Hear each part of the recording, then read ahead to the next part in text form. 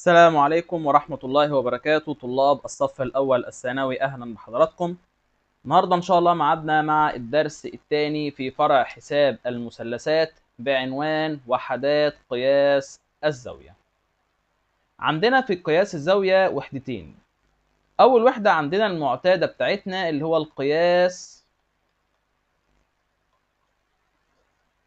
الستيني، اللي هو عبارة عن درجات ودقايق والثواني. يعني كنا بنقول 25 درجة، 30 دقيقة، 20 ثانية.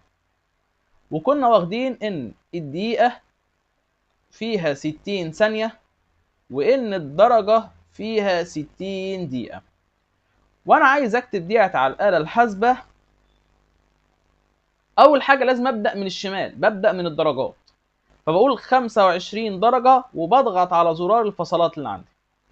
بعد كده 30 نفس الكلام، 20 واضغط على نفس الزرار. يا مستر هتقول ده هو عامل 25 وال 30 وال 20 نفس المربع. اول ما بضغط يساوي، الآلة الحاسبة بتترجمها على طول ان الاول واحدة درجات، ده اسف درجات، بعد كده دقايق، بعد كده ثواني. هتلاقي هنا دايرة شرطة او فاصلة واحدة، بعد كده هنا فاصلتين. ده كان التقدير الستين اللي احنا واخدينه في سنة تالتة اعدادي. طيب امال ايه التقدير الجديد اللي عندنا؟ حاجة اسمها التقدير الدائري. لو انا عندي دايرة بالشكل ده وعندي ديت زاوية، كنا واخدين دي زاوية مركزية، فاسميها مثلا ميم، وده ألف ب. ألف ميم وميم ب كنا بسميه نص القطر. ألف ب ده بسميه قوس، وكنا بنديله رمز اللام. فالتقدير الثاني اسمه تقدير دائري، واكتب مثلا سيتا وبكتب فوقها رمز الدال عشان افرق ما بين التقدير الدائري والتقدير الستيني. طيب ايه هو التقدير الدائري؟ التقدير الدائري ده عبارة عن نسبة بين طول القوس المقابل للزاوية المركزية، وخلي بالك الزاوية المركزية لأنه ساعات هيجيب لك في السؤال زاوية محيطية، وهنفكركم بالعلاقة بينهم دلوقتي، على طول نصف القطر. طول القوس على طول نصف القطر. طب لو كان جاب لي زاوية محيطية، احنا واخدين ان الزاوية المركزية هي عبارة عن ضعف الزاوية المحيطية، يبقى لو مديك زاوية محيطية هضرب الناتج في 2. طب لو هو مديك المركزيه وكان طالب في السؤال المحيطيه، هقسم على الاثنين. طب تعالى نعمل الشكل ده في صوره المثلث اللي احنا متعودين عليه. سيتا بالتقدير الدائري بتساوي لام على نق. يبقى لو انا عايز لام، سيتا بالتقدير الدائري في نق. طب لو انا عايز نق، يبقى لام على سيتا بالتقدير الدائري. طيب ده كده القانون بتاعنا. طيب ايه بقى القانون المهم بالنسبه لنا؟ عرفنا التقدير الدائري وعرفنا يعني ايه قياس 60. ازاي احول ما بينهم؟ ازاي احول ما بين 60 الدائري ومن دائري الى 60؟ التقدير الستيني بحط تحته 180 درجة يساوي التقدير الدائري بحط تحته رمز الباي. فلو انا عايز الستيني يبقى التقدير الدائري في 180 على باي، ولو انا عايز الدائري يبقى الستيني في باي على 180. ده التحويل بتاعنا من تقدير ستيني الى تقدير دائري. بكده انا اقول لك هو الدرس انتهى.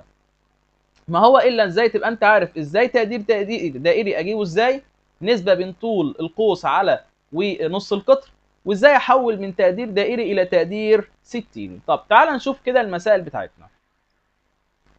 اول سؤال بيقول لي اوجد القياس الدائري لكل من الزوايا التي قياسها 60، 65 و140 و 117 110 درجه اسف و19 دقيقه و17 ثانيه، مقربا الناتج لرقمين عشريين. طيب تعالى كده واحده واحده.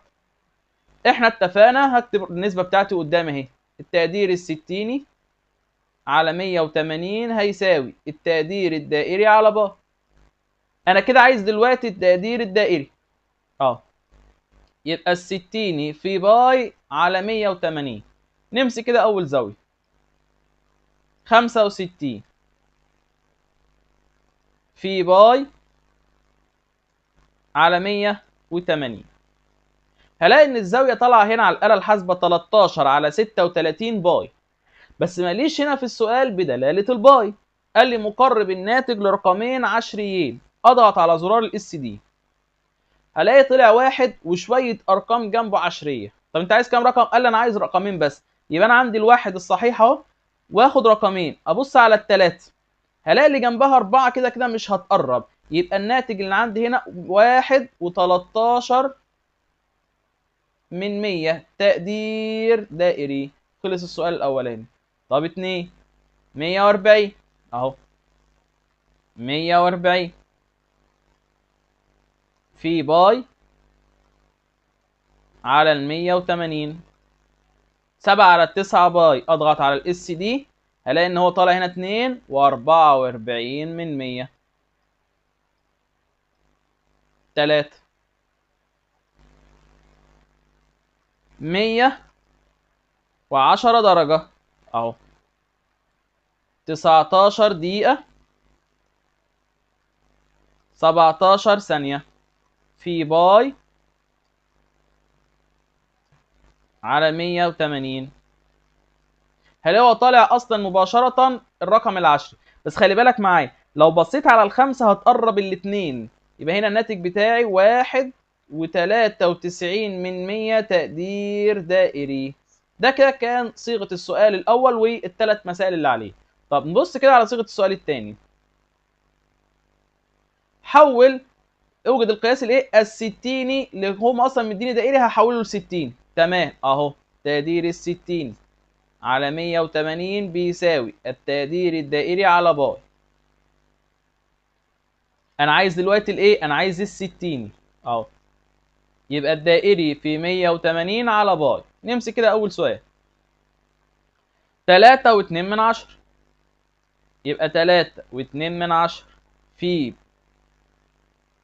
180 على الباي.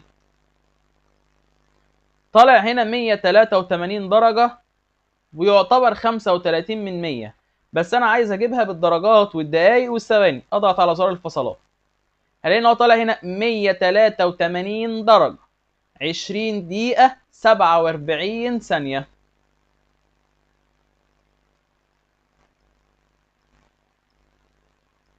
مية تلاتة وتمانين درجة 20 دقيقة 47 ثانية.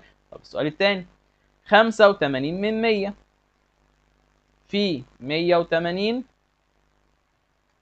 على الباي، واضغط على الاس دي، طلع هنا 48 درجة 42 دقيقة ويعتبر 5 ثواني.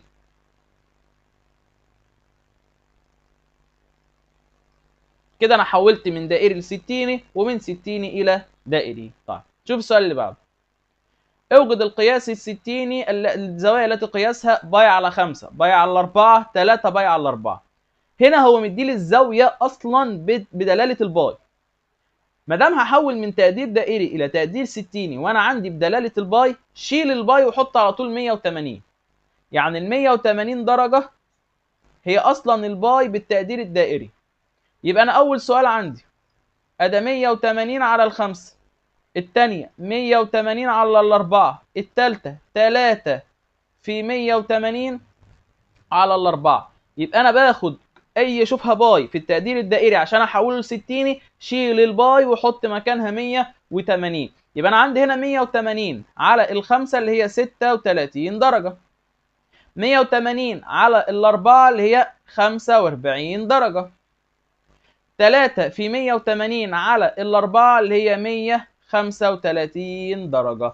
اول ما اشوف زاويه بالتقدير الدائري فيها باي وعايز احولها لتقدير ستيني، شيل الباي وحط مكانها 180 درجه. طيب بص لصيغه السؤال الثاني اللي احنا كنا بنحوله في صيغه السؤال الاول خالص بالارقام العشريه.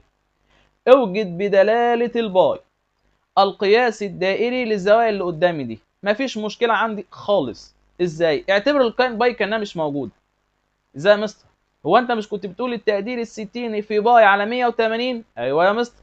اضرب ال 120 اقسم ال 120 على ال 180 على طول وسيب الباي كانها مش موجوده. هيطلع هنا 2 على 3. يبقى انا عندي هنا ان ال 120 كانت عبارة عن 2 على 3 باي تقدير دائري. طيب سالب 240 اهو، يبقى سالب 240 على ال 180 يدينا هنا سالب 4 على 3 باي.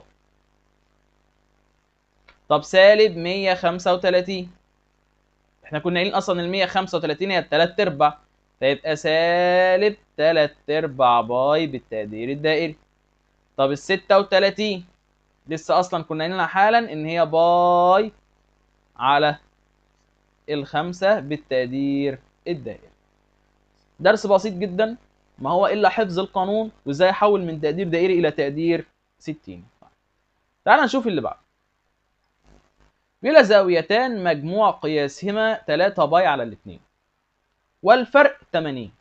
كده انا عندي مجهولين اللي هو س وص، فانا هقول والله ان انا عندي ان س زائد الصاد بتساوي 3 على الاثنين باي،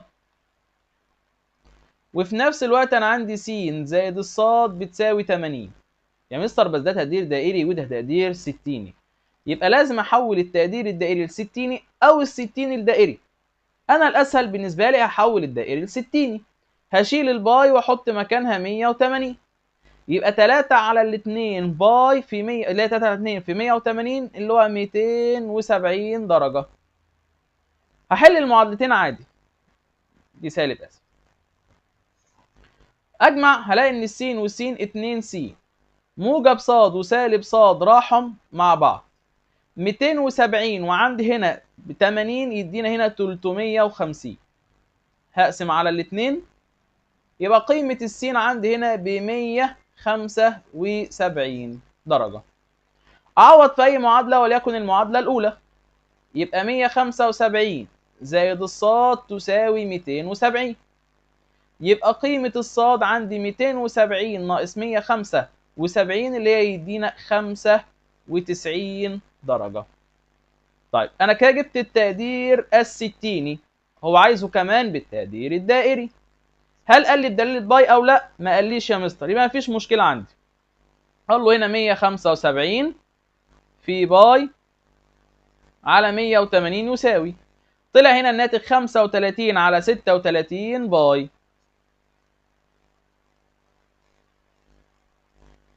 وهاجي هنا على 95 في باي على 180 يساوي، طلع هنا 19 على 36.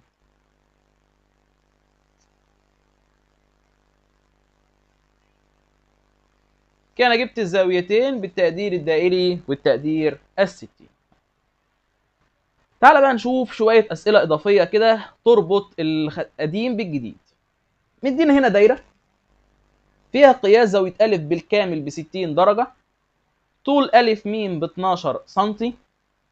أنا عايز طول القوس ب ج. مرة هات لي القوس ب ج الأصغر أو الأكبر، الاتنين مش هتفرق معايا لأنها نفس الخطوات، ونشوف الاتنين لو طلب ده أو ده. رقم واحد هلاحظ إن أ ج وأ ب ممسين، والممسين بيكون المماس بيكون عمودي على نصف القطر 90 و90. تاني حاجة الخط الواصل ما بين نقطة أ ونقطة م اللي هو المركز ونقطة تلاقي الممسين بينصف الزاويتين أ وم، يبقى الزاوية دي بقت 30 والزاوية دي كمان بقت 30. طب ما أنا عندي 30 و90 يبقى الزاوية دي 60 والزاوية دي 60، يبقى الزاوية المركزية بالكامل بتساوي 120 درجة. كده أنا عندي الزاوية بس فاضل لي نق. لو بصيت الاقي ان الزاويه دي 30 في مثلث قائم الزاويه، واحنا واخدين طول الضلع المقابل للزاويه 30 بيساوي نص طول الوتر. طب انا الوتر كله ب 12 يبقى نص القطر عندي هنا ب 6 سم. طيب وانا واخد ان سيتا بالتقدير الدائري بتساوي لام على نق، يبقى لام بيساوي سيتا بالتقدير الدائري في نق. نق بقت موجوده لكن سيتا لسه. يا مستر ما موجوده 120، هقول لك ده تقدير ستيني انا عايزه بالتقدير الدائري، يبقى 120 في باي على 180 نق بالنسبه لي عندي اللي هي 6، واقول يساوي هذا 120 في باي في 6 على ال 180. هيطلع هنا طول القوس بدلاله الباي اللي هي 4 باي. هضغط على الاس دي، ده لو طلب بدلاله الباي، او 12 و6 من 10 لو عايزها بالارقام العشريه اللي هي 6 12 و6 من 10 سنتيمتر. كده انا جبت انهي طول قوس؟ انا جبت طول القوس ده اللي هو بالنسبه لي الاصغر. طب لو انا عايز الاكبر، لو دي 120 يبقى الزاويه المنعكسه بتاعتي 240.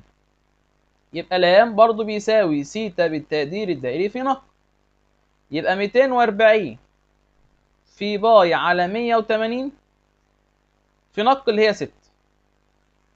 يبقى مجرد بس ان انا هشيل ال 120 واحط مكانها 240 هيطلع 8 باي اللي هو يعتبر بالتقريب 25 من 100، 25 سم اسف. 8 باي اللي هو بالتقريب 25 سم. كده طول القوس الاكبر. يبقى لو هو عايز الاصغر هشتغل على 120، عايز الاكبر هشتغل على الزاويه المنعكسه. يبقى الاصغر 120، الاكبر الزاويه المنعكسه. سؤال بسيط جدا لكن رابط نظريات الاعدادي باللي احنا خدناه السنه دي. السؤال اللي بعده بيقول لي اذا كان طول القوس 3 على 8 محيط الدايره فان الزاويه المركزيه المقابله له بكام؟ طب انا عندي سيتا بالتقدير الدائري بيساوي لام على نق. لام 3 على 8 محيط الدايره، محيط الدايره اللي هو 2 باي نق على نق. هلاقي النق هنا راحت مع النق، و2 على 8 بقت 4، يبقى الناتج هنا بتاعي 3 على 4 باي تقدير دائري. طب لو عايزه بالتقدير الستيني يبقى 3 على 4 في 180 اللي هي 135 درجة.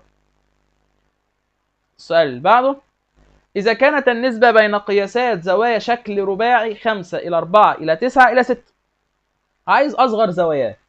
طيب تعالى كده نراجع مع بعض ونفتكر. الشكل الرباعي أصلا مجموعه 360 درجة، يبقى ده بالنسبة لي 5 س زائد 4 س زائد 9 س زائد 6 س، ده كله على بعضه بيساوي 360 درجة لأنها نسب.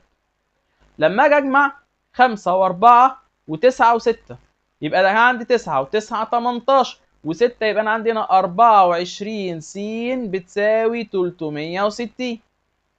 يبقى قيمة السين 360 على ال 24 تطلع هنا ب 15، ده قيمة السين. طيب انت عايز ايه؟ قال لي انا عايز اصغر زواياه. مين اصغر زوايا كنسبة؟ الاربعة. يبقى 4 في 15 اللي هي 60 درجة. طب لو انا عايزها بالتقدير الدائري يبقى اقول له 60 في باي على 180 اللي هتطلع باي على 3. سؤال بسيط جدا لكن لازم اكون عارف الشكل الرباعي كان كام درجة.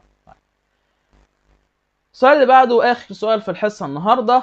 القياس الموجب بين عقربي الساعة عند الساعة الثانية والنصف. قانون مهم جدا تاخدوا بالك. القيمة المطلقة عدد الساعات في 30 ناقص عدد الدقائق في 11 على الاثنين. طب هنا بقول الساعة الثانية يبقى عدد الساعات 2، فعدد الدقائق والنصف، النصف اللي هي 30 دقيقة. تعال احسب دي كده. ادي 2 في 30 ناقص 30 في 11 على الاثنين. هلاقي ان طالع هنا بسالب 105.